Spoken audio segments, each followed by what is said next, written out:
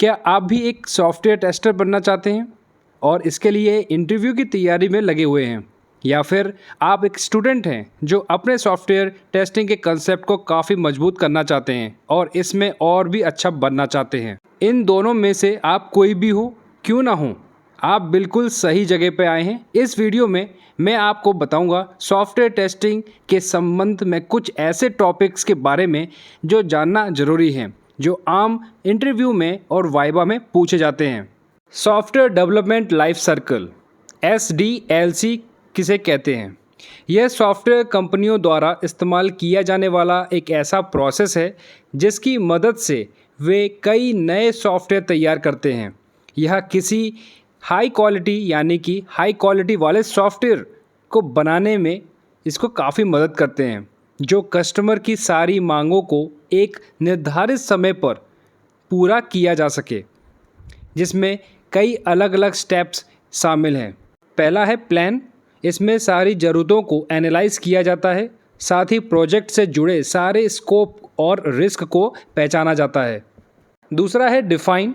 सारी चीज़ों को एनालाइज करने के बाद इसे और साफ ढंग से डॉक्यूमेंट किया जाता है, जिसके बाद कस्टमर का अप्रूवल लिया जाता है। डिज़ाइन। अप्रूवल मिलने के बाद सारी छोटी छोटी डिटेल्स और डेटा फ्लो के साथ सॉफ्टवेयर प्रोडक्ट के सारे मॉड्यूल को डिज़ाइन किया जाता है। बिल्ड। इन सारी चीज़ों के बाद अब बात आती है हाई लेवल प्रोग्रामिंग लैंग्वेज का इस्तेमाल कर इन नए सॉफ्टवेयर को तैयार करने की, जो कि सॉफ्टवेयर डेवलपर्स द्वारा की जाती है। टेस्ट। इसके बाद जब मॉड्यूल तैयार हो जाता है तब बात आती है टेस्टिंग की, ताकि सुनिश्चित किया जा सके कि सॉफ्टवेयर सही तरीके से काम कर रहा है या नहीं। डिप्लॉय। टेस्टिंग के सफलतापूर्वक होने के बाद सॉफ्टवेयर को प्रोडक्शन में यानी कि इस्तेमाल करने के लिए भेज दिया जाता है। मेंटेनेंस। सॉफ्टवेयर के रखरखाव, जैसे कि इसमें आने वाली दिक्कत को सही करना या इसमें कोई नई फीचर को जोड़ना। सॉफ्टवेयर टेस्टिंग क्या होती है? यह एक ऐसा तरीका है जिसकी मदद से सॉफ्टवेयर में खराबियों को खोजा जाता है। सही तरीके से होने पर यह सॉफ्टवेयर में मौजूद सभी तरीके के बग को हटा देता है। ये सुनिश्चित करता है कि सॉफ्टवेयर कस्टमर को सभी ज़रूरतों को अच्छे से पूरा करे। सॉफ्टवेयर में किए जाने वाले सभी तरीके के टेस्ट पहले से ही प्लान कर दिए जाते हैं। यह पेट्रो 80/20 के नियम को फॉलो करता है। इसके अनुसार 80% एरर सॉफ्टवेयर के 20% हिस्से में ही होता है। सॉफ्टवेयर टेस्टिंग कितने प्रकार की होती है? Functional testing. इस टेस्टिंग में सॉफ्टवेयर में मौजूद सभी मॉड्यूल्स के फंक्शन को चेक किया जाता है। इसमें कोड मान्य नहीं रखता। इसमें मुख्य चिंता का विषय सॉफ्टवेयर के बिहेवियर यानी कि व्यवहार को चेक करना होता है। इसमें कुछ एग्जांपल्स हैं: unit testing, integration testing, system testing आदि। Non functional testing. इस टेस्टिंग में सॉफ्टवेयर के परफॉर्मेंस को चेक किया जाता है, जिसमें कुछ एग्जांपल्स हैं: लोड टेस्टिंग, स्ट्रेस टेस्टिंग आदि। यूनिट या कंपोनेंट टेस्टिंग किसे कहते हैं? इस तरह के टेस्टिंग में किसी सॉफ्टवेयर के हर एक मॉड्यूल में मौजूद हर एक फंक्शन को अच्छे से टेस्ट किया जाता है, ताकि ये निश्चित किया जा सके कि मॉड्यूल के सारे फंक्शन सही तरीके से काम कर रहे हैं या नहीं। एग्जाम्पल के लिए, किसी सॉफ्टवेयर में लॉगिन पेज उसका एक मॉड्यूल हो गया, जिसमें यूनिट टेस्टिंग की सहायता से उसमें मौजूद सभी फंक्शंस जैसे यूज़र, पासवर्ड, लॉगिन बटन आदि टेस्ट किए जाते हैं। इंटीग्रेशन टेस्टिंग किसे कहते हैं? यूनिट टेस्ट में सभी मॉड्यूल को अलग अलग टेस्ट करने के बाद बात आती है इंटीग्रेशन की, जिसमें इन्हीं मॉड्यूल्स को एक साथ जोड़कर इनके बीच के डेटा फ्लो को चेक किया जा सके। इंटीग्रेशन टेस्टिंग कितने प्रकार की होती है? इंक्रीमेंटल। इनमें 3 प्रकार की टेस्टिंग शामिल होती है, जो कि top down, bottom down and sandwich. Top down. इसमें पेरेंट मॉड्यूल से चाइल्ड मॉड्यूल के बीच के डेटा फ्लो को चेक किया जाता है, ताकि सब तरीके से काम कर रहे हों। Bottom up. इसमें चाइल्ड मॉड्यूल से पेरेंट मॉड्यूल के बीच डेटा फ्लो को चेक किया जाता है, ताकि सभी तरीके से काम कर रहे हों।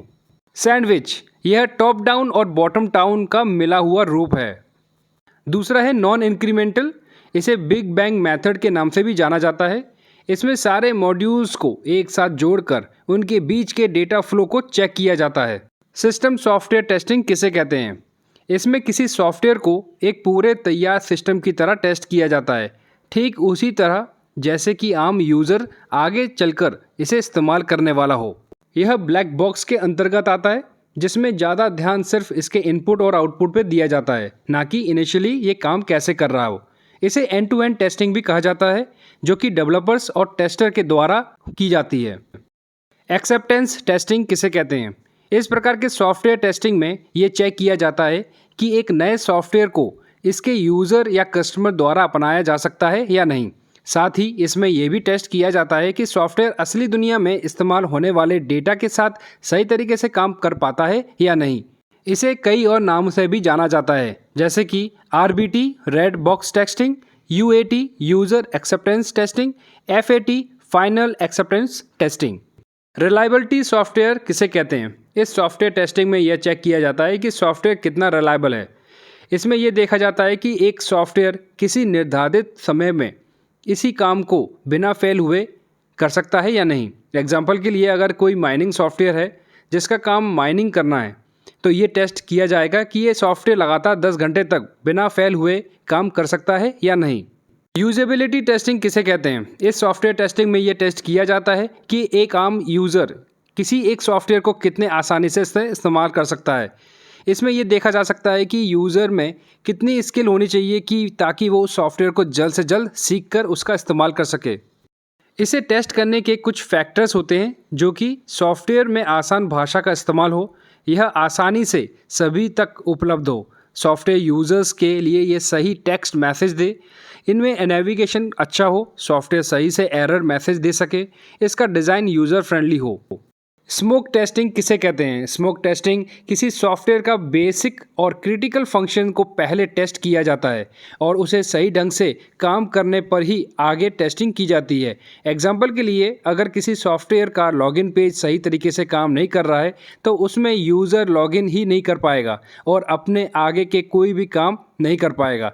ऐसी हालत में आगे की बाकी टेस्टिंग करने की जगह लॉगिन मॉड्यूल को जल्द से जल्द ठीक करना होता है, क्योंकि यह सॉफ्टवेयर का क्रिटिकल मेजर पार्ट होता है। इस सॉफ्टवेयर टेस्टिंग के 2 प्रकार होते हैं, जो कि फॉर्मल और इनफॉर्मल। फॉर्मल टेस्टिंग इस प्रकार के सॉफ्टवेयर टेस्टिंग में सारे टेस्टिंग डेटा को डॉक्यूमेंट किया जाता है। इनफॉर्मल टेस्टिंग इस प्रकार के टेस्टिंग में जहाँ पर डेटा को डॉक्यूमेंट नहीं किया जाता। स्मोक टेस्टिंग कई नामों से भी जाना जाता है, जैसे कि confidence testing, sanity testing, dry run testing, health testing and positive testing. Regression testing किसे कहते हैं? इस सॉफ्टवेयर टेस्टिंग में ये चेक किया जाता है कि सॉफ्टवेयर में जोड़ा गया एक नया मॉड्यूल उसमें मौजूदा पुराने मॉड्यूल में काम में कोई परेशानी तो नहीं कर रहा है। जबकि सॉफ्टवेयर में कोई नया मॉड्यूल जोड़ा जाता है, वो पूरे प्रोग्राम में कुछ ना कुछ कोड चेंज कर देता है। इसलिए ये सुनिश्चित करना काफ़ी ज़रूरी होता है कि सॉफ्टवेयर कुछ नए मॉड्यूल को ऐड करने के बाद वो सॉफ्टवेयर सही ढंग से काम कर रहा है या नहीं। रिग्रेशन सॉफ्टवेयर टेस्टिंग में 3 प्रकार होते हैं। यूनिट रिग्रेशन टेस्टिंग, इसमें सिर्फ बदले गए पार्ट या मॉड्यूल को टेस्ट किया जाता है। दूसरा है रीजनल रिग्रेशन टेस्टिंग, इसमें बदले गए पार्ट और उसके इम्पैक्ट, यानी कि वे जिन बाकी हिस्सों पर अपना असर डालेगा उसका टेस्ट किया जाता है। इम्पैक्ट एरिया का पता इम्पैक्ट एनालाइज मीटिंग के बाद लगाया जाता है। फुल रिग्रेशन टेस्टिंग, इसमें बदले गए पार्ट और साथ ही एप्लीकेशन की बाकी सारे पार्ट को भी टेस्ट किया जाता है। सैनिटी टेस्टिंग क्या होती है? यह रीजनल टेस्टिंग की ही सबसेट है, जिसमें यह टेस्ट किया जाता है कि जो कोड चेंज हुए हैं वे सही से काम कर रहे हैं या नहीं। यह टेस्ट काफ़ी जल्दी किया जा सकता है, क्योंकि इसमें कई सारे तरह के डॉक्यूमेंटेशन की आवश्यकता नहीं होती। इसमें छोटे सेक्शन में फंक्शनैलिटी को काफ़ी डीपली टेस्ट किया जाता है। अगर सैनिटी टेस्टिंग के दौरान कोई डिफेक्ट सामने आता है तो प्रोजेक्ट को रिजेक्ट कर दिया जाता है, जो कि रिग्रेशन टेस्टिंग में लगने वाला समय से बचता है। अल्फ़ा टेस्टिंग किसे कहते हैं? यह एक्सेप्टेंस टेस्टिंग की ही एक प्रकार का होता है, जो किसी भी सॉफ्टवेयर प्रोडक्ट के रिलीज से पहले किया जाता है। एग्जाम्पल के लिए, किसी एक सॉफ्टवेयर को आम जनता के इस्तेमाल से पहले बनने वाले ऑर्गेनाइजेशन के अंदर ही कुछ लोग के द्वारा टेस्ट करके देखा जाता है। बीटा टेस्टिंग किसे कहते हैं? इसमें किसी सॉफ्टवेयर के वर्जन को कुछ सीमित लोगों तक रिलीज़ किया जाता है ताकि वे लोग इसका इस्तेमाल करके अपना फीडबैक दे सकें। सिक्योरिटी टेस्टिंग क्या होती है? इस प्रकार के सॉफ्टवेयर टेस्टिंग में ये टेस्ट किया जाता है कि एक सॉफ्टवेयर सिस्टम विभिन्न स्रोतों से होने वाले अटैक से कितना सुरक्षित है। साथ ही इसमें ये देखा जाता है कि सिस्टम हमारे महत्वपूर्ण डेटा को खुद को कितना सुरक्षित रख सके ताकि उसे चुराया ना जा सके। कैपेबिलिटी टेस्टिंग क्या होती है? इस सॉफ्टवेयर टेस्टिंग में ये चेक किया जाता है कि एक सॉफ्टवेयर अलग अलग डिवाइस में कितना कैपेबल है। एग्जाम्पल के लिए एक नए वेबसाइट को हर एक ब्राउज़र पर चला के देखा जाता है कि वो काम कर रहा है या नहीं।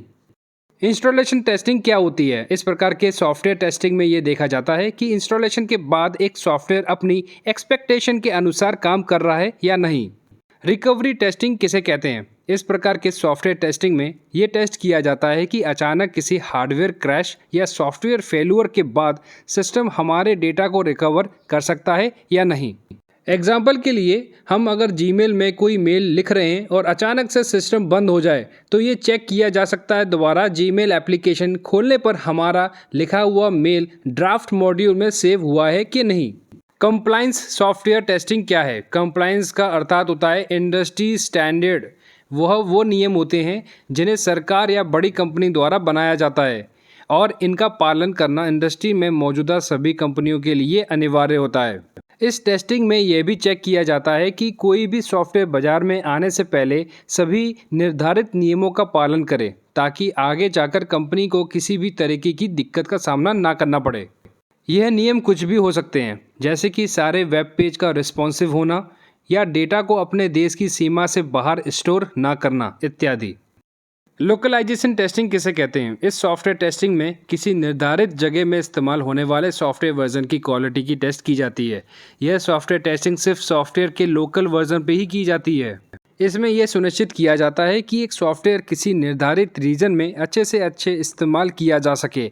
इसमें किसी निर्धारित देश के लिए बने सॉफ्टवेयर वर्जन में डेट, करेंसी आदि जैसे फॉर्मेट को चेक किया जाता है। यह टेस्टिंग की कुल कीमत में काफ़ी कमी करता है, हालांकि इसके करने के लिए किसी लोकल एक्सपर्ट की ज़रूरत होती है। एडॉक टेस्टिंग किसे कहते हैं? इस टेस्टिंग को बिल्कुल रैंडम तरीके से और इनफॉर्मली यानी कि बिना किसी डॉक्यूमेंट के किया जाता है। इसमें रिक्वायरमेंट्स को नहीं देखा जाता और एप्लीकेशन को कहीं से भी और किसी भी तरीके से टेस्ट कर लिया जाता है ताकि खामियों को खोजा जा सके। यह टेस्टिंग इसलिए की जाती है ताकि असली दुनिया में इसका इस्तेमाल करते समय यूज़र को सामने कोई भी दिक्कत या मुश्किल का सामना ना करना पड़े। इस सॉफ्टवेयर टेस्टिंग को कई और नामों से भी जाना जाता है। पहला है मंकी टेस्टिंग, दूसरा है गोरिल्ला टेस्टिंग, तीसरा है रैंडम टेस्टिंग और चौथा है नेगेटिव टेस्टिंग। एक्सप्लोरी टेस्टिंग किसे कहा जाता है? इस प्रकार की सॉफ्टवेयर टेस्टिंग में टेस्टर द्वारा पहले पूरे एप्लीकेशन को खुद से एक्सप्लोर किया जाता है ताकि वे उसके हर काम को समझ सके, जिसके बाद वे टेस्ट केस तैयार करके उसके आधार पर सॉफ्टवेयर टेस्टिंग करता है। इस तरह की टेस्टिंग तब की जाती है जब हमारे पास किसी भी तरह की रिक्वायरमेंट मौजूद नहीं होती है और हमें खुद से ये समझना पड़ता है ताकि हम किसी सही ढंग से टेस्ट कर सकें।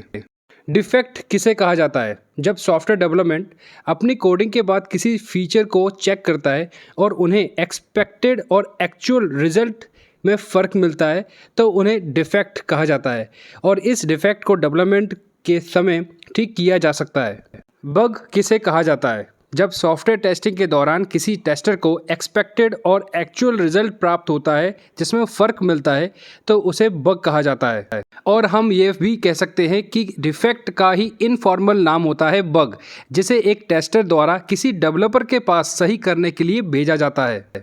एरर किसे कहा जाता है? जब किसी सॉफ्टवेयर की कोडिंग के दौरान उसमें कोड में कुछ मिस्टेक्स यानी गड़बड़ी हो जाती है जिस कारण से पूरा कोड कंपाइल या रन नहीं हो पाता, उसे ही एरर कहा जाता है। सॉफ्टवेयर फेल्यूर किसे कहा जाता है? जब असली दुनिया में किसी सॉफ्टवेयर के इस्तेमाल के समय यूज़र के सामने कुछ परेशानियां आती हैं तो उसे ही सॉफ्टवेयर फेल्यूर कहा जाता है।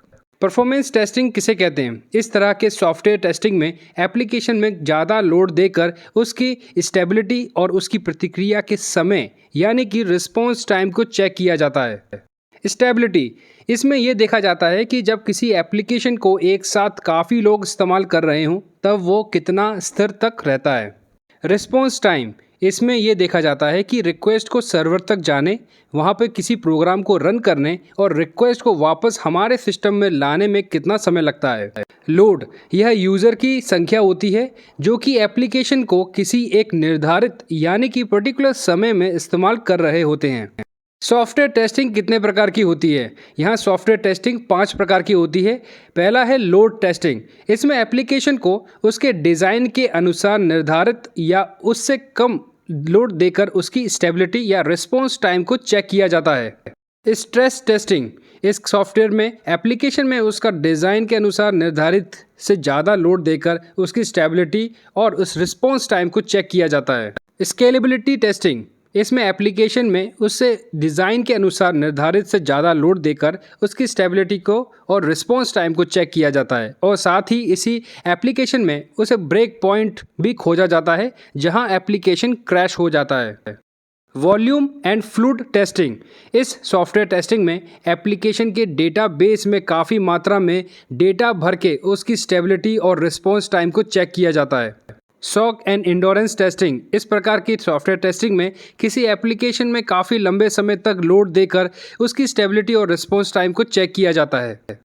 वेब सिक्योरिटी टेस्टिंग किसे कहते हैं? इस तरह की सॉफ्टवेयर टेस्टिंग को वेब एप्लीकेशन पर किया जाता है ताकि उसकी सिक्योरिटी को चेक किया जा सके। इसमें हम ये देख सकते हैं कि वेब एप्लीकेशन अनऑथराइज्ड यूज़र और हैकर से कितना सुरक्षित है। वेब सिक्योरिटी कितने प्रकार की होती है? चलिए जानने की कोशिश करते हैं। पहला है URL मैनिपुलेशन। इसमें यह देखा जाता है कि सिर्फ किसी URL की मदद से कोई व्यक्ति पर्सनल पेज तक तो नहीं जा सकता। एग्जाम्पल के लिए अगर हम फेसबुक का इस्तेमाल कर रहे हैं और हमें खुद को एक प्रोफाइल में लॉगिन करके अगर हम URL को कॉपी कर ले और उसे किसी दूसरे व्यक्ति में भेज दें तो ये चेक किया जाएगा कि वो व्यक्ति बिना यूज़र ID पासवर्ड के वो सिर्फ URL की मदद से हमारे पर्सनल प्रोफाइल को देख सकता है कि नहीं। सेशन एक्सपायर, इसमें यह चेक किया जाता है कि थोड़े समय तक इस्तेमाल ना करने पर एप्लीकेशन दोबारा से लॉगिन पेज पर पहुंच जाए और उसे खोलने के लिए यूज़र दोबारा से ID और पासवर्ड डाले।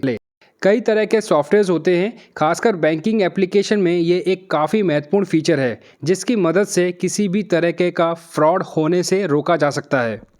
प्रिविलेज एविलेशन, इसमें यह देखा जाता है कि किसी सिस्टम में किसी व्यक्ति को उतनी प्रिविलेज यानी कि विशेष अधिकार ना मिल सकें ताकि वे गलत फ़ायदा उठा ना ले। SQL इंजेक्शन, इसमें यह चेक किया जाता है कि कोई भी हैकर सिर्फ कुछ SQL कमांड की मदद से एप्लीकेशन के डेटाबेस में मौजूदा महत्वपूर्ण जानकारी को चुरा ना सके। कुकी बेस्ड टेस्टिंग, इसमें एप्लीकेशन की कुकीज़ को चेक किया जाता है जो कि इंफॉर्मेशन का एक टुकड़ा होता है जो कि वेब सर्वर से वेब ब्राउज़र में भेजा जाता है, जिसके 2 प्रकार होते हैं, सेशन कुकीज़ और प्रीसिस्टेंस कुकीज़। सेशन कुकी यह ब्राउज़र में कुछ समय के लिए स्टोर होती है और कुछ समय के बाद यह खुद ही डिलीट हो जाती है।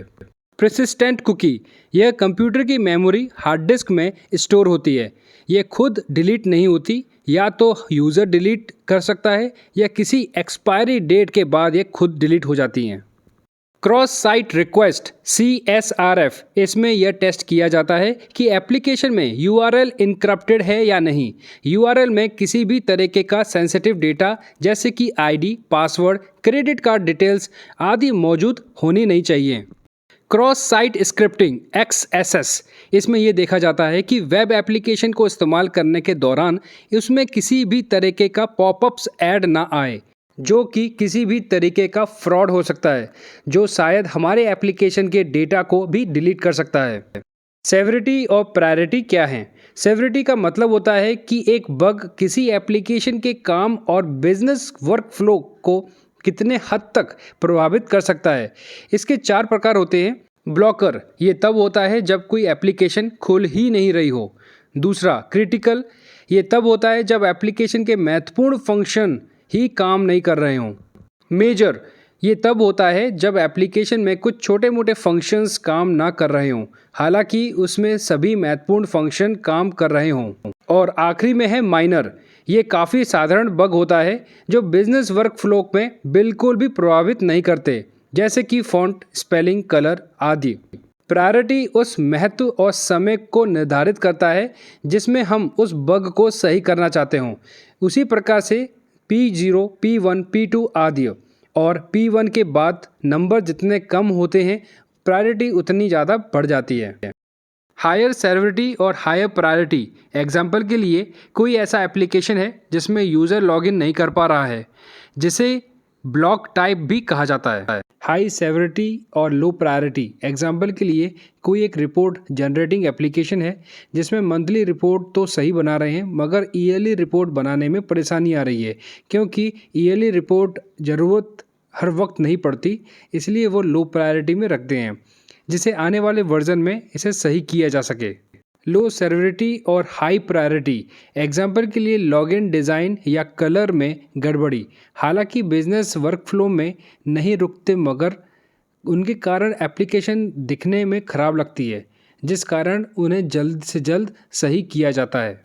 लो सेवरिटी और लो प्रायोरिटी एग्जाम्पल के लिए एप्लीकेशन में अबाउट अस पेज में हुई कुछ स्पेलिंग की गलती, क्योंकि ज़्यादातर यूज़र इस पेज में जाते नहीं हैं, इसलिए इस बग को या आने वाले वर्जन में सही किया जा सकता है। लैटेंट डिफेक्ट किसे कहा जाता है? ये एक प्रकार का बग होता है जो किसी सॉफ्टवेयर में काफ़ी लंबे समय से मौजूद होता है मगर उसकी खोज अभी ही हुई होती है। इससे पहले मौजूदा डिफेक्ट होता है जो काफ़ी इंस्पेक्शन के बाद सामने आता है। ये यूजुअली छुपा हुआ एक ऐसा लो प्रायोरिटी बग होता है। बग लाइफ सर्कल क्या होती है? सॉफ्टवेयर टेस्टिंग में यह किसी बग की स्थिति को दर्शाता है, जैसे किसी सॉफ्टवेयर में खोजा गया हो।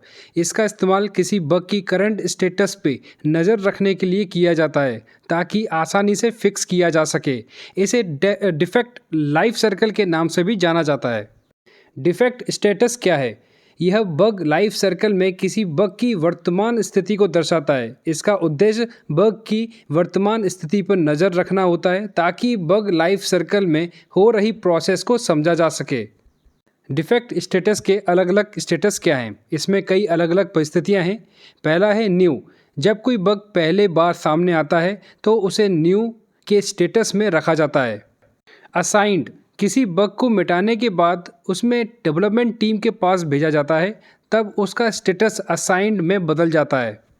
ओपन, जब कोई डेवलपर उस बग के ऊपर काम करना शुरू करता है ताकि उसको ठीक किया जा सके। फिक्स्ड, जब डेवलपर द्वारा कोड में कुछ बदलाव कर उसे सही किया जाता है तब उसे फिक्स्ड स्टेटस के अंदर रखा जाता है। पेंडिंग रीस्टार्ट, बग को सही करने के बाद डेवलपर उस कोड को टेस्टर के पास भेजते हैं ताकि उसकी जांच की जा सके, और क्योंकि उस बग के कारण टेस्टर के तरफ से सॉफ्टवेयर टेस्टिंग रुकी हुई है, इसलिए पेंडिंग रीस्टार्ट के स्टेटस दिखा रहा है। रीटेस्ट, इसमें टेस्टर ये चेक करता है कि डेवलपर द्वारा दिया गया कोड सही ढंग से काम कर रहा है या नहीं। वेरीफाइड, अगर सही किया गया बग ठीक ढंग से काम कर रहा है तब इसे वेरीफाइड का स्टेटस का नाम दिया जाता है। रीओपन, अगर सही किए गए कोड को दोबारा से कोई दिक्कत आती है तब उसे दोबारा से डेवलपर के पास सही करने के लिए भेजा जाता है और उसका स्टेटस रीओपन किया जाता है। क्लोज्ड, अगर बग पूरी तरह से ख़त्म हो जाए तो उसे क्लोज्ड कर दिया जाता है।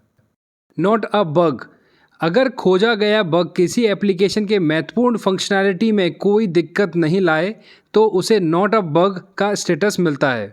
डुप्लीकेट, अगर डेवलपर के पास भेजा गया कोई बग पहले से ही दूसरे बग के कंसेप्ट पे आधारित है तो उसे डुप्लीकेट का स्टेटस रखा जाता है। रिजेक्टेड, अगर डेवलपर को लगता है कि उसके पास भेजा गया बग असली में कोई बग नहीं है तो उसे रिजेक्टेड स्टेटस में डाला जाता है।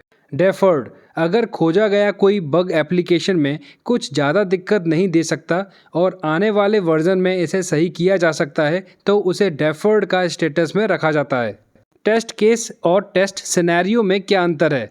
टेस्ट केस यह डिटेल्स डॉक्यूमेंटेशन होता है, ये देखकर कि सॉफ्टवेयर को अच्छे से टेस्ट किया जा सके, चाहे हम सॉफ्टवेयर प्रोडक्ट की अच्छी जानकारी हो या ना हो। टेस्ट सिनेरियो यह हाई लेवल डॉक्यूमेंटेशन होता है, सिर्फ इसे देखकर कि सॉफ्टवेयर को टेस्ट करना काफ़ी मुश्किल होता है जब तक कि हमें किसी सॉफ्टवेयर प्रोडक्ट की अच्छी जानकारी ना हो। इसमें वो सभी डेटा मौजूद होता है जिसकी मदद से हम एप्लीकेशन को टेस्ट कर सकते हैं। इसमें test scenario, steps to procedure, pre condition, expected result, actual result आदि जैसा डेटा मौजूद होता है। टेस्ट सिनेरियो में वे डेटा मौजूद नहीं होता है जो कि किसी एप्लीकेशन में डाल के उसकी टेस्टिंग की जा सके। सॉफ्टवेयर टेस्टिंग में यह सिर्फ एक ऐसा छोटा वाक्य होता है जो सिर्फ यह बताता है कि हमें क्या टेस्ट करना है। इसे तैयार करने में ज़्यादा समय लगता है और इसकी मदद से हम ये चेक करते हैं कि टेस्ट सिनेरियो सही है या नहीं। इसे तैयार और एग्जीक्यूट करने में ज़्यादा रिसोर्सेस लगते हैं। इसे तैयार करने में कम समय लगता है। इसकी मदद से किसी एप्लीकेशन के फंक्शनैलिटी को वैलिडेट कर सकते हैं। टेस्ट केस के मुकाबले इसे तैयार और एग्जीक्यूट करने में कम रिसोर्सेस लगते हैं। टेस्ट केस टेक्निक क्या होती है? यह वो सॉफ्टवेयर टेस्टिंग टेक्निक होती है जिनकी मदद से किसी सॉफ्टवेयर एप्लीकेशन को टेस्ट करने के लिए टेस्ट केस तैयार किया जाता है। यह कई प्रकार के होते हैं, जैसे error guessing, boundary value analysis. Error guessing, इसमें किसी सॉफ्टवेयर में नेगेटिव डेटा डाला जाता है ताकि उसमें किसी तरह का एरर को खोजा जा सके। एग्जाम्पल के लिए, अगर कोई इनपुट बॉक्स पॉजिटिव डालता है तो हम उसमें नेगेटिव वैल्यू डालेंगे, जिससे किसी भी तरह का बग खोजने की कोशिश करेंगे। बाउंड्रीज वैल्यू एनालाइज, इस प्रोसेस में इनपुट वैल्यू को एक्सट्रीम एंड्स या बाउंड्रीज को टेस्ट किया जाता है। इसमें बेसिक आइडिया सबसे मिनिमम, मैक्सिमम से जस्ट ऊपर और मिनिमम से जस्ट नीचे की वैल्यू को डालकर एप्लीकेशन को टेस्ट किया जाता है। एग्जाम्पल के लिए, अगर कोई एक इनपुट बॉक्स है जिसमें हम सिर्फ 1 से 100 तक की संख्या को डाल सकते हैं, तो इसे टेस्ट करने के लिए हमें 100 के नंबर डालने की ज़रूरत नहीं है और इसके बदले हम बाउंड्रीज वैल्यू एनालाइज तकनीक की सहायता लेते हैं और सिर्फ एक्सट्रीम वैल्यू डालते हैं, जहां पर हम 1 को A मानते हैं और 100 को B, और टेस्टिंग के लिए हमारी वैल्यू होगी। जैसे कि हम देख सकते हैं, यहाँ 100 नंबर डाल के टेस्ट करने के बजाय हमने सिर्फ 7 अलग डेटा डालकर इसकी टेस्टिंग कर ली है, जिससे समय और रिसोर्सेज दोनों की ही बचत होती है।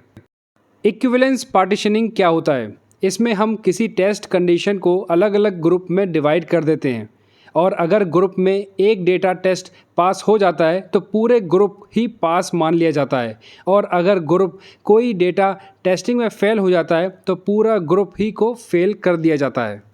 एग्जाम्पल के लिए, अगर कोई इनपुट बॉक्स है जो 1 से 1000 तक के डेटा को ले सकता है, तो हम उसमें इक्विवेलेंस पार्टीशनिंग का उपयोग कुछ इस प्रकार से कर सकते हैं, जो कि एक ग्रुप में हम 1 से 1000 तक के सारे पॉजिटिव वैलिड डेटा को रखेंगे और अगर इनमें से कुछ डेटा पास हो जाते हैं तो पूरा ग्रुप ही पास मान लिया जाएगा।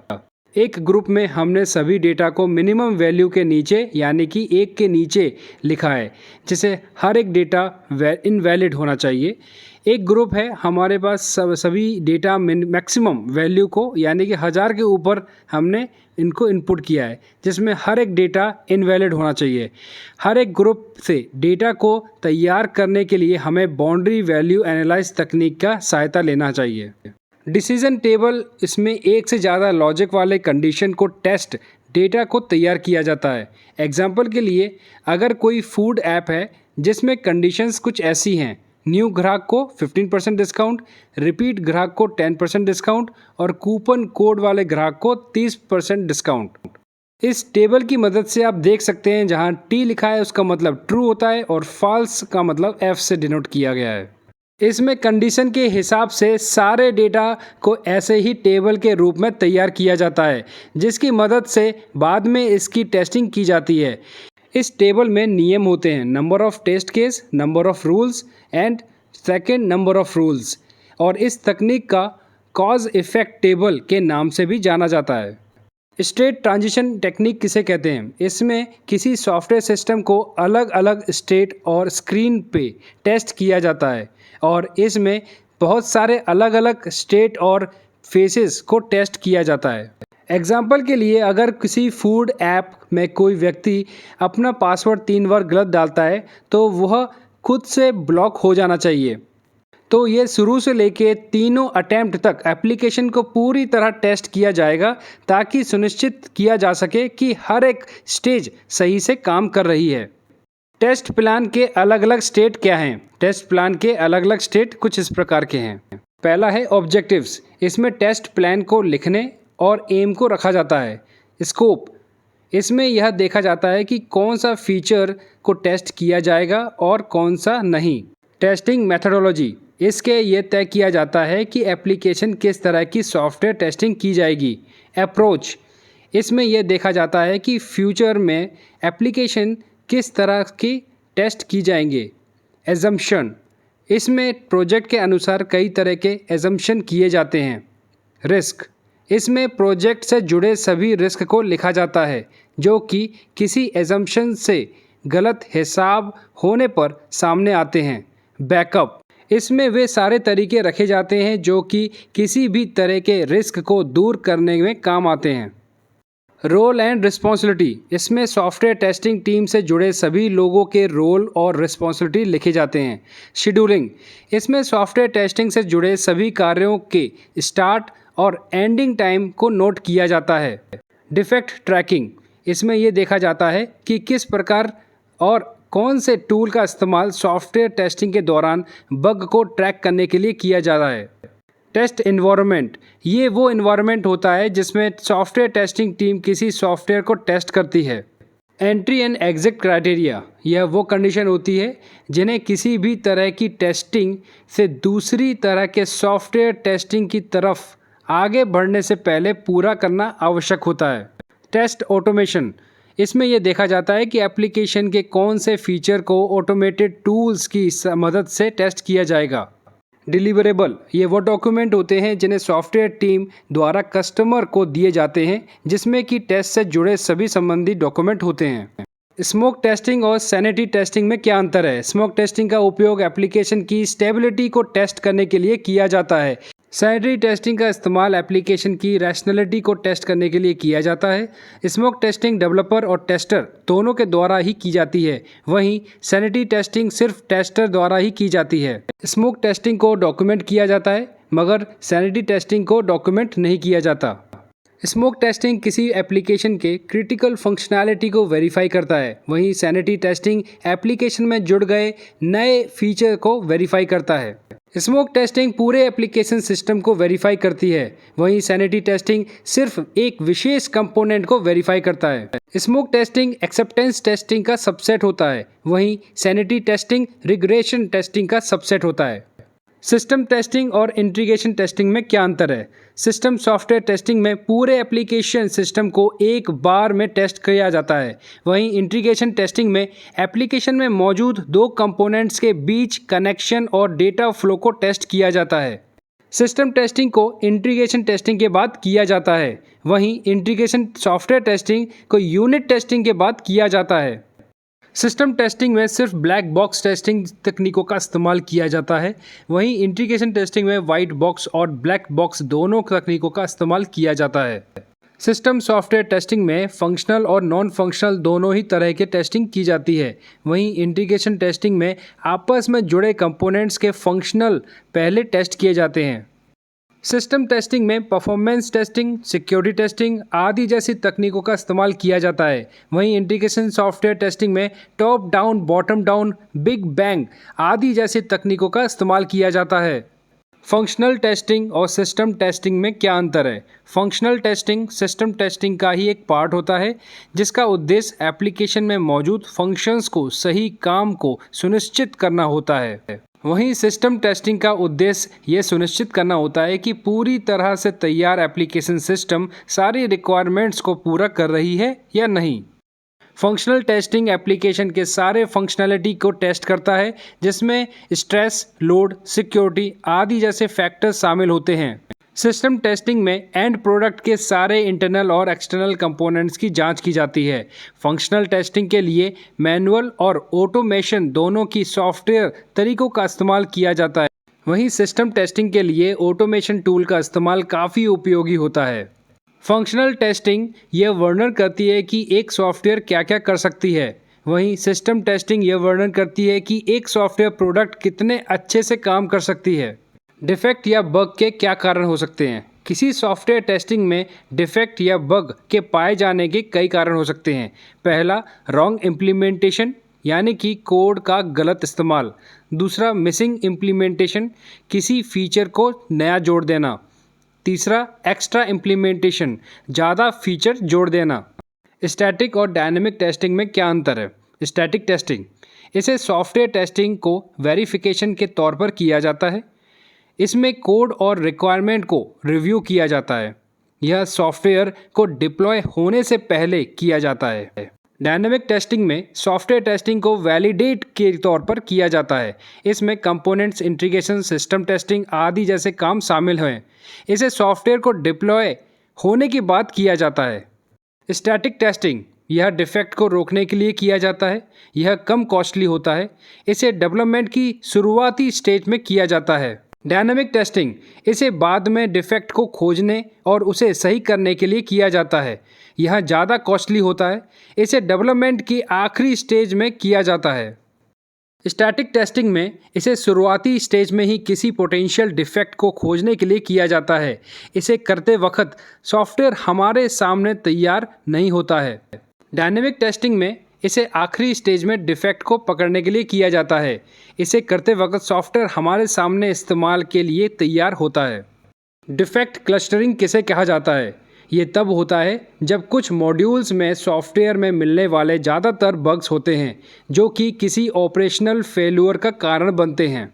इसका मतलब ये होता है कि डिफेक्ट पूरे एप्लीकेशन में एक समान तरीके से नहीं फैला होता है और इसकी वजह से एक छोटे से हिस्से में ही मौजूद रहता है। इसे ज़्यादातर काफ़ी बड़ी एप्लीकेशन सिस्टम में देखा जाता है जहाँ किसी कॉम्प्लेक्सिटी और साइज़ उसकी क्वालिटी पे फ़र्क डालती हैं। यह परेटो 80/20 नियम पर आधारित होता है। इसका मतलब ये होता है कि 80% डिफेक्ट किसी सिस्टम में सिर्फ 20% हिस्से में ही होता है। टेस्ट डिज़ाइनर किसी तकनीक का इस्तेमाल कर टेस्ट केस प्लान करते हैं ताकि सिर्फ उन्हीं हिस्सों पर ध्यान दिया जा सके जिसमें ज़्यादा डिफेक्ट मौजूद हैं, और इन हिस्सों को हॉट स्पॉट भी कहा जाता है। इसकी सहायता से टेस्टर्स अब सिर्फ उन्हीं हिस्सों पर फोकस करते हैं जिनमें ज़्यादा समस्या मौजूद हो। साथ ही इस तकनीक से इस्तेमाल से समय और पैसा दोनों की काफ़ी बचत होती है। सॉफ्टवेयर टेस्टिंग का प्रिंसिपल क्या है? सॉफ्टवेयर टेस्टिंग के 7 प्रिंसिपल कुछ इस प्रकार के हैं। टेस्टिंग टू फाइंड डिफेक्ट, इसका मतलब ये होता है कि किसी एक सॉफ्टवेयर टेस्टर को हमेशा डिफेक्ट को खोजने का उद्देश्य से ही काम करना चाहिए ताकि वे ज़्यादा से ज़्यादा बग को खोज सके। Bug free software is not possible, इसका मतलब ये होता है कि कोई भी सॉफ्टवेयर पूरी तरह से बग फ्री नहीं हो सकता, उसमें कुछ ना कुछ बग मौजूद होगा ही। नो एग्जॉस्टिव टेस्टिंग, इसका मतलब ये होता है कि किसी टेस्टर को सॉफ्टवेयर सिस्टम में एक ही तरीके का टेस्ट बार बार नहीं करना चाहिए। पेस्टिसाइड पैराडॉक्स, इसका मतलब ये होता है कि जब हम सॉफ्टवेयर टेस्टिंग के लिए एक ही तरीके का टेस्ट केस को लंबे समय तक इस्तेमाल करते हैं तो वे नए तरीके का बग को खोजने में फेल हो जाते हैं। इसी कारण से टेस्ट केस को समय समय पर अपडेट करने का काफ़ी आवश्यक होता है। अर्ली टेस्टिंग, इसका मतलब ये होता है कि जितनी जल्दी हो सके हमें सॉफ्टवेयर सिस्टम के ऊपर टेस्टिंग शुरू कर देनी चाहिए ताकि ज़्यादा से ज़्यादा बग्स को जल्दी से फिक्स कर दिया जाए।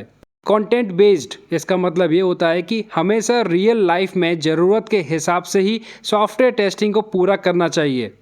डिफेक्ट क्लस्टरिंग, इसका मतलब ये होता है कि सॉफ्टवेयर टेस्टिंग के दौरान हमेशा उन जगह पर ध्यान देना चाहिए जहाँ पर बग ज़्यादा मौजूद हों।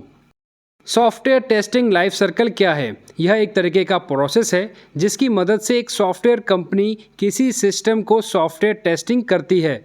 इसके बारे में स्टेप्स होते हैं जिन्हें एक एक के बाद एक इस्तेमाल करके सॉफ्टवेयर टेस्टिंग पूरा किया जाता है। यह software SDLC software development life circle का एक हिस्सा होता है और डिटेक्ट ट्रैकिंग यानी कि सॉफ्टवेयर टेस्टिंग का एक हिस्सा होता है जिसमें कि बग के स्टेटस को ट्रैक किया जाता है। रिक्वायरमेंट कलेक्शन, इसमें नए तौर पे होने वाले सॉफ्टवेयर सिस्टम के लिए सारे रिक्वायरमेंट्स को कलेक्ट किया जाता है। दूसरा, सिस्टम स्टडी, इसमें BA यानी कि बिजनेस एनालिस्ट द्वारा सिस्टम की स्टडी की जाती है। टेस्ट प्लान, सिर्फ टेस्ट प्लान को तैयार किया जाता है। टेस्ट केस, सिर्फ टेस्ट केस के हिसाब से टेस्ट केस तैयार किया जाता है।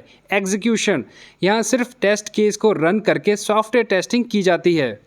एनालिस्ट द्वारा सिस्टम की स्टडी करने के बाद टेस्ट प्लान तैयार किया जाता है। उसके बाद फिर टेस्टर के द्वारा भी ये सिस्टम स्टडी की जाती है ताकि उसमें जुड़े सभी पॉसिबल सिनेरियो को समझा जा सके। इसके बाद सॉफ्टवेयर टेस्टिंग के लिए टेस्टर द्वारा टेस्ट केस को तैयार किया जाता है। इसके बाद ट्रैकेबल मैट्रिक्स तैयार की जाती है जो कि सुनिश्चित करती है कि हर एक रिक्वायरमेंट के लिए कम से कम एक टेस्ट केस जरूर मौजूद हो। ट्रेसेबिलिटी मैट्रिक्स 3 प्रकार की होती है, फॉरवर्ड टीएम, हॉरिजॉन्टल टीएम। इसे टेस्ट केस को तैयार करने से पहले किया जाता है। Backward TM and vertical TM, इसे टेस्ट केस के तैयार होने के बाद किया जाता है। तीसरा है बाई डायरेक्शनल टीएम, यह फॉरवर्ड और बैकवर्ड दोनों का मिश्रण होता है। इन सभी स्टेप्स के बाद सॉफ्टवेयर टेस्टिंग के लिए टेस्ट केस को एग्जीक्यूट किया जाता है और इसके बाद डिफेक्ट या बग की ट्रैकिंग की जाती है। इन सभी प्रोसेस को पूरा होने पर टेस्ट केस एग्जीक्यूशन की तैयारी की जाती है और अंत में इसके कंक्लूजन पे चर्चा के लिए रिट्रोस्पेक्टिव या पोस्टमार्टम मीटिंग कंडक्ट की जाती है। वाटरफॉल मॉडल क्या होता है? यह सॉफ्टवेयर डेवलपमेंट लाइफ साइकिल का एक काफ़ी क्लासिक मॉडल होता है। इसमें सारे स्टेप्स एक के बाद एक फॉलो किए जाते हैं। यह मॉडल कई फेजेस में डिवाइड होता है और एक फेज़ का आउटपुट दूसरे फेज़ का इनपुट होता है। यह एक काफ़ी सिंपल मॉडल होता है जो छोटे प्रोजेक्ट के लिए काफ़ी अच्छा होता है। इसके साथ ही इसमें टास्क को अरेंज करना काफ़ी आसान होता है। Requirement design, implementation, verification and maintenance. हालांकि इसमें रिक्वायरमेंट चेंज की कोई संभावना नहीं होती, जिस कारण बड़े और लंबे प्रोजेक्ट में इसकी काफ़ी परेशानियां होती और साथ ही इसके प्रोग्रेस को नापना भी काफ़ी कठिन हो जाता है। स्पाइरल मॉडल क्या होता है? यह SDLC यानी कि सॉफ्टवेयर डेवलपमेंट लाइफ साइकिल का एक प्रकार होता है जो किसी सर्कुलर स्पाइरल के रूप का होता है और इनमें हर एक इरिगेशन यानी कि चक्र को एक सर्कल कहा जाता है। इस मॉडल का इस्तेमाल करने पर कई एडवांटेजेस हैं, जैसे कि इसमें हर एक सर्कल पे सॉफ्टवेयर टेस्टिंग की जाती है जिसके बाद ही आगे बढ़ाया जाता है। इसमें कस्टमर हर एक मॉड्यूल को पूरा होने के बाद उसे इस्तेमाल कर सकता है। इस मॉडल में हर एक स्टेप के बाद रिक्वायरमेंट में बदलाव किए जा सकते हैं। इस मॉडल को इस्तेमाल करने में कई डिसएडवांटेजेस भी हैं। पहला, एक स्टेप्स के बीच में रिक्वायरमेंट को बदला नहीं जा सकता। दूसरा, इसका हर एक साइकिल एक वाटरफॉल मॉडल की तरह होता है। तीसरा, इसमें रिक्वायरमेंट्स और डिज़ाइन की टेस्टिंग नहीं की जाती। Verification and validation V&V model क्या होता है? इसके हर एक स्टेज पे वेरिफिकेशन और वैलिडेशन के प्रोसेस को किया जाता है, जैसे कि इसमें पहले इस कस्टमर रिक्वायरमेंट स्पेसिफिकेशन CRS को रिव्यू किया जाता है। इसके बाद एक्सेप्टेंस टेस्ट प्लान तैयार करके एक्सेप्टेंस टेस्ट केस लिखा जाता है। फिर सिस्टम रिक्वायरमेंट स्पेसिफिकेशन SRS को CRS के अगेंस्ट चेक किया जाता है। इसके बाद सिस्टम टेस्ट प्लान तैयार करके सिस्टम टेस्ट केस लिखते हैं। इसके बाद हाई लेवल डिज़ाइन HLD को SRS के अगेंस्ट चेक किया जाता है, जिसके बाद इंटीग्रेटेड टेस्ट प्लान तैयार कर इंटीग्रेशन टेस्ट केस लिखे जाते हैं। फिर लो लेवल डिज़ाइन LLD को HLD के अगेंस्ट चेक किया जाता है, जिसके बाद फंक्शनल टेस्ट प्लान तैयार कर फंक्शनल टेस्ट केस लिखते हैं। इन सारे प्रोसेस के बाद कोडिंग शुरू की जाती है और ऊपर बढ़ते हुए सारे टेस्ट केस को चेक किया जाता है और उनके पास होने पर सॉफ्टवेयर सिस्टम को डिप्लॉय किया जाता है। ये डायग्राम है V मॉडल का, जिसमें कि requirement analysis, high level design, detailed design, implementation, unit testing, integrated testing and system testing है। इस मॉडल में क्या खासियत होती है? इसमें टेस्टर को सॉफ्टवेयर टेस्टिंग करने के लिए डेवलपमेंट का इंतज़ार नहीं करना पड़ता और इसमें डेवलपर और टेस्टर साथ साथ काम शुरू कर सकते हैं। प्रोटोटाइप मॉडल क्या होता है? इस मॉडल में पहले रिक्वायरमेंट को देखा जाता है, जिसके बाद सिस्टम की स्टडी की जाती है। इनके आधार पर अब एक प्रोटोटाइप को डिज़ाइन और डिप्लॉय किया जाता है।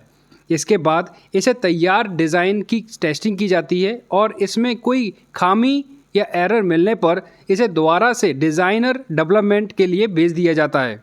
किसी तरह की खामी ना मिलने पर प्रोटोटाइप और कस्टमर के पास रिव्यू के लिए भेजा जाता है। अगर कस्टमर प्राप्त प्रोटोटाइप से सहमत नहीं होता तो इसे दोबारा से डिज़ाइन और डेवलपमेंट के लिए भेजा जाता है।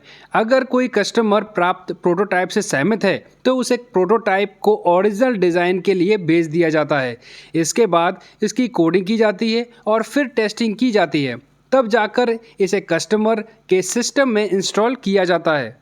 यह मॉडल तब बहुत ही काम आता है जब कस्टमर को यह आइडिया नहीं होता कि उन्हें असल में कैसा सॉफ्टवेयर चाहिए। ऐसे में उन्हें पहले प्रोटोटाइप की सहायता से अपने रिक्वायरमेंट और डिज़ाइन को समझाने में मदद की जाती है, जिसके बाद असली सॉफ्टवेयर तैयार किया जाता है। अजाइल मॉडल क्या होता है? यह आज सबसे ज़्यादा इस्तेमाल होने वाला सॉफ्टवेयर डेवलपमेंट मॉडल है। यह एक इंक्रीमेंटल मॉडल है जिसमें मॉड्यूल्स लगातार जुड़ते रह सकते हैं और इसे इस्तेमाल करने वाली कंपनी कस्टमर के रिक्वायरमेंट चेंजेस को डेवलपमेंट के किसी भी समय अच्छे से हैंडल कर सकती है। इस मॉडल को इस्तेमाल करने में कई एडवांटेजेस हैं, जैसे कि यह इस्तेमाल के लिए काफ़ी आसान मॉडल है।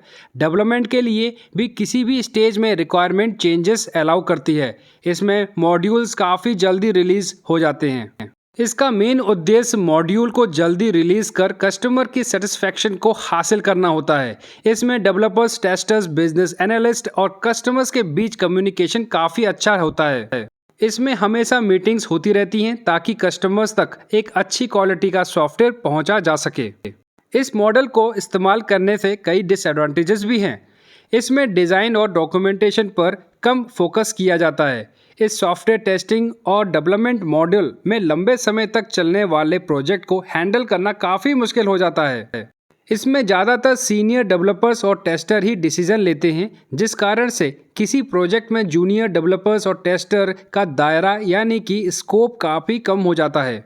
स्क्रम का क्या मतलब होता है? यह कुछ नियम होते हैं जिनका इस्तेमाल अजाइल मॉडल में किया जाता है। इन मेथड्स का इस्तेमाल कर एक नया सॉफ्टवेयर सिस्टम तैयार किया जाता है और यह एक तरीके का फ्रेमवर्क होता है जिसे अजाइल प्रोसेस को मैनेज करने के लिए इस्तेमाल किया जाता है। स्क्रम मैथडोलॉजी के टर्म्स, स्क्रम मास्टर यह अक्सर senior developer, tester, business analyst या प्रोडक्ट मैनेजर होते हैं, जिनका काम यह देखना होता है कि कस्टमर तक सॉफ्टवेयर की डिलीवरी एक निर्धारित समय में हो रही है या नहीं। प्रोडक्ट बैकलॉग, इसमें किसी प्रोजेक्ट के सारे डिटेल्स मौजूद होते हैं जो ये बताते हैं कि आगे क्या क्या करना है। स्प्रिंट, यह एक टाइम पीरियड होता है जिसके बाद किसी नए मॉड्यूल को इस्तेमाल के लिए रिलीज़ करना होता है। स्प्रिंट प्लानिंग, इसे स्क्रैम मास्टर, बीए या प्रोडक्ट मैनेजर द्वारा किया जाता है। स्क्रैम मीटिंग, यह डेली होने पर स्टैंड अप मीटिंग होती है, यहाँ पर डेवलपर, टेस्टर, बीए यानी कि बिजनेस एनालिस्ट और प्रोडक्ट मैनेजर शामिल होते हैं। स्प्रिंट रिट्रोस्पेक्टिव मीटिंग, यह हर स्प्रिंट के अंत में होने वाली मीटिंग होती है जिसमें यह डिस्कस किया जाता है कि स्प्रिंट के दौरान क्या क्या सही और क्या क्या गलत हुआ है। बग ट्रायंच मीटिंग, इसे टेस्ट इंजीनियर द्वारा कंडक्ट किया जाता है जिसमें प्रोडक्ट ओनर्स भी शामिल होते हैं और इसमें करंट स्प्रिंट में सिस्टम के बग के बारे में डिस्कस किया जाता है और साथ ही पिछले स्प्रिंट में पाए गए ओपन बग्स के बारे में भी चर्चा की जाती है। स्टोरीज, यह सॉफ्टवेयर सिस्टम की किसी फीचर या मॉड्यूल को कहा जाता है। एपिक, स्टोरीज के कलेक्शन यानी कि समूह को एपिक कहा जाता है। स्टोरी पॉइंट, यह डेवलपर्स और टेस्टर द्वारा निर्धारित किया हुआ एक समय होता है जिसमें उन्हें किसी विशेष कार्य को पूरा करना होता है। स्वैग, यह स्टोरी पॉइंट की तरह होता है लेकिन घंटों के रूप में। टेस्ट ड्रिवन डेवलपमेंट, TDD क्या होता है? सॉफ्टवेयर टेस्टिंग के इस प्रोसेस में किसी फीचर या मॉड्यूल पे काम कर रहे कोई डेवलपर पहले से ही फेलिंग टेस्ट तैयार करता है। इसके बाद वे सिर्फ उतना ही कोड लगा करते हैं जिन्हें उनको वो फेलिंग टेस्ट पास हो जाए। ऐसा होने पर वे दोबारा से फेलिंग टेस्ट लिखते हैं और फिर से उसे पास करने के लायक कोडिंग करते हैं और ऐसा तब तक किया जाता है जब तक कि एक पूरी अच्छी तरीके से काम कर रहे फीचर या मॉड्यूल तैयार ना हो जाए। पाथ टेस्टिंग किसे कहते हैं? इसका इस्तेमाल सॉफ्टवेयर टेस्टिंग में टेस्ट केस को डिज़ाइन करने के लिए किया जाता है। सॉफ्टवेयर टेस्टिंग में इसका इस्तेमाल एक दूसरे से इंडिपेंडेंट टेस्ट को पहचानना और तैयार करना होता है। सॉफ्टवेयर टेस्टिंग में इसका मेन उद्देश्य ये सुनिश्चित करना होता है कि टेस्टिंग का हर एक पाथ कवर और एग्जीक्यूट हो सके, और सॉफ्टवेयर टेस्टिंग में इसका इस्तेमाल के बिना काम को रिडंडेंट टेस्ट केस को कम करने में भी सहायक होता है। सॉफ्टवेयर टेस्टिंग का क्या अर्थ है? सॉफ्टवेयर टेस्टिंग यह एक इवैल्यूएट और वेरीफाइड करने की एक प्रक्रिया है जिसमें कि सुनिश्चित किया जाता है कि एक सॉफ्टवेयर सिस्टम वैसे ही काम करे जैसा उसे बनाया गया है। इसके अलावा भी इसके इस्तेमाल में सॉफ्टवेयर टेस्टिंग के समय सॉफ्टवेयर सिस्टम में मौजूद बग्स को हटाना, किसी विकास लागत को कम करना और इसके डिस्प्ले में सुधार करना शामिल है। सॉफ्टवेयर टेस्टिंग के चरण क्या क्या हैं? किसी सॉफ्टवेयर को रिलीज करने से पहले प्रत्येक सॉफ्टवेयर और टेस्ट इंजीनियर को कुछ आवश्यकताओं सॉफ्टवेयर परीक्षण करने होते हैं, जैसे कि code review, performance testing, turn this system on off static mode, combined test, single user testing in system. आशा करता हूँ आज आप लोगों को कुछ नया सीखने को ज़रूर मिला होगा। अगर आज आपको कुछ नया सीखने को मिला है तो मेरे बाकी वीडियोस को ज़रूर देखिए ताकि आपको रोज़ कुछ ना कुछ सीखने को मिले, और इस वीडियो को आप अपने दोस्तों या जान पहचान वालों को ज़रूर शेयर करें।